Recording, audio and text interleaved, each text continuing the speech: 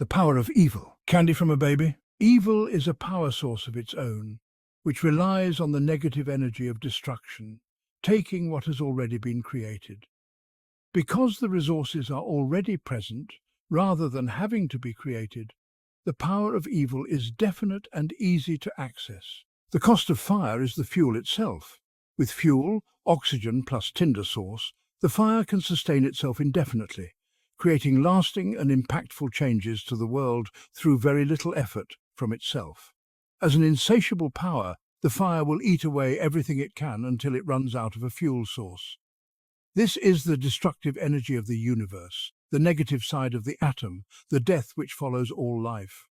Without fuel, the fire would have no source to sustain itself and would cease to exist. If no fuel was ever present, the fire would never exist.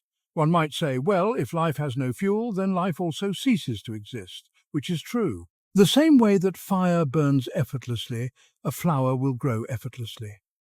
The flower does not attempt to grow upwards, it just simply does. However, the main difference is that the flower will only grow in the right conditions, with the right nurturing from a number of different sources, while the fire will destroy regardless, as long as it's subjected to something it can burn.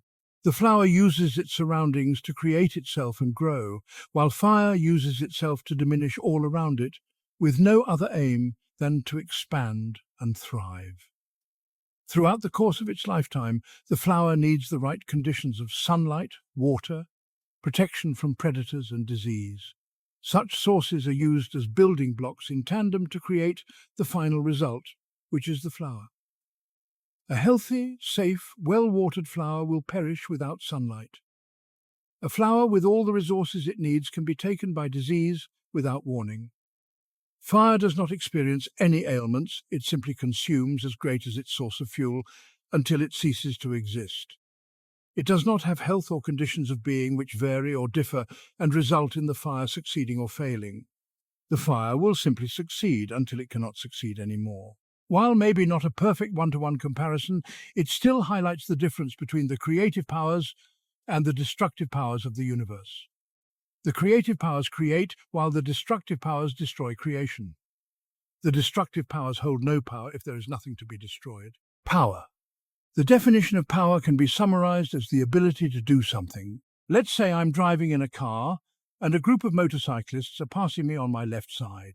If my intention was to destroy the lives of those next to me and/or cause havoc, with a simple movement of my wrist, I can turn my car into the group of motorcyclists, causing them all to crash, leading to life-altering changes for everybody involved and potentially destroying the victims. This is an example of the ease of the power of evil.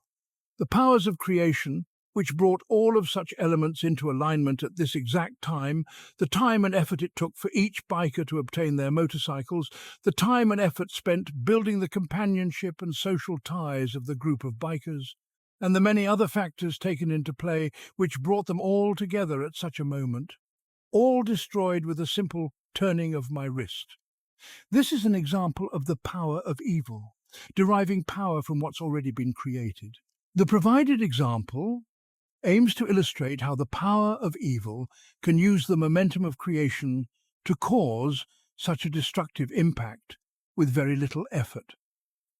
Evil can be extremely powerful as it causes lasting impacts through deliberate action, thus successfully creating the desired outcomes for the evildoer.